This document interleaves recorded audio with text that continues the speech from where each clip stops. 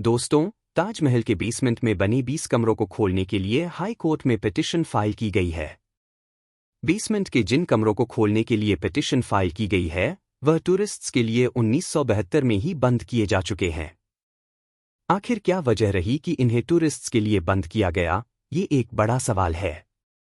ASI के retired engineer doctor MC Sharma के अनुसार ताजमहल की मीनारों से आत्महत्या करने और चमेली फर्श के नीचे जाने के दौरान हुई घटनाओं के कारण सिक्योरिटी रीजन से इन्हें बंद कर दिया गया था। इसके बाद 18 साल पहले यानी साल 2006 में तत्कालीन कंजर्वेशन असिस्टेंट मुनज्जर अली ने बेसमेंट के कमरों का conserved CBRI central building research institute की रिकमेंडेशन पर किया था। तब यहां दीवारों में क्रैक्स भरने के लिए पॉइंटिंग एंड प्लास्टर का काम कराया गया। इन्हीं कमरों में यमुना किनारे की ओर से पहुंचा जा सकता था, जो north western and north eastern Tourette's के पास बने हुए थे। लकड़ी के दरवाजे हटाकर ईंटों की दीवार लगा दी गई है। ताजमहल के बेसमेंट में कई रहस्य भी दफन हैं। ताजमहल की मेन डोम के चारों ओर बनी मीनारों का रास्ता बेसमेंट से भी है। एट प्रेजेंट बेसमेंट में स्थित मीनार का दरवाजा बंद है। 20 कमरों के आगे मेन डोम के ठीक नीचे का हिस्सा ईंटों से बंद किया गया है।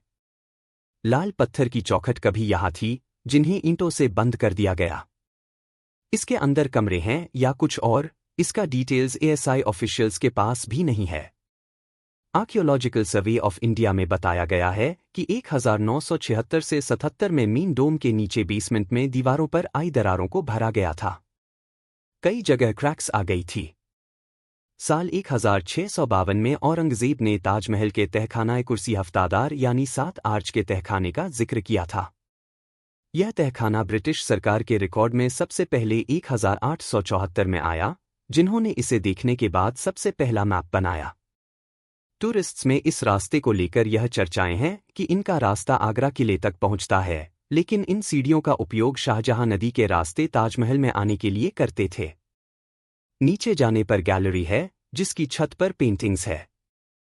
3 साइड में यहां गैलरी है, जिसमें 7 बड़े चेंबर है। इसके साथ ही 6 स्क्वायर कमरे हैं, जबकि 4 ऑक्टागोनल कमरे हैं। एक रेक्टेंगुलर चेंबर आपस में इनसे जुड़ा है। ताजमहल ही नहीं, बल्कि एतमादौला, रामबाग समेत यमुना किनारे के जो स्मारक मुगलिया दौर में बने हैं, उन सभी में ऐसे तहखाने और कमरे बने हैं। यह वजन बांटने के काम आते थे ताकि स्मारक का भारी वजन आर्च और डार्ट के खोखले चैम्बर के जरिए आपस में बंट सके। तहखाने का संरक्षण करने में सैकड़ों मजदूर लगे थे। तब एक एक हिस्से की वीडियोग्राफी एंड फोटोग्राफी कराई गई थी। इसकी समय समय पर सफाई और मरम्मत कराई जाती है। तो आज हमने ताजमहल के बेसमेंट में छुपे कई रहस्य के बारे में जाना। अगर आपको यह वीडियो पसंद आया हो तो हमारे चैनल थ्योरी ब्रेकर को like, comment, share and subscribe करें।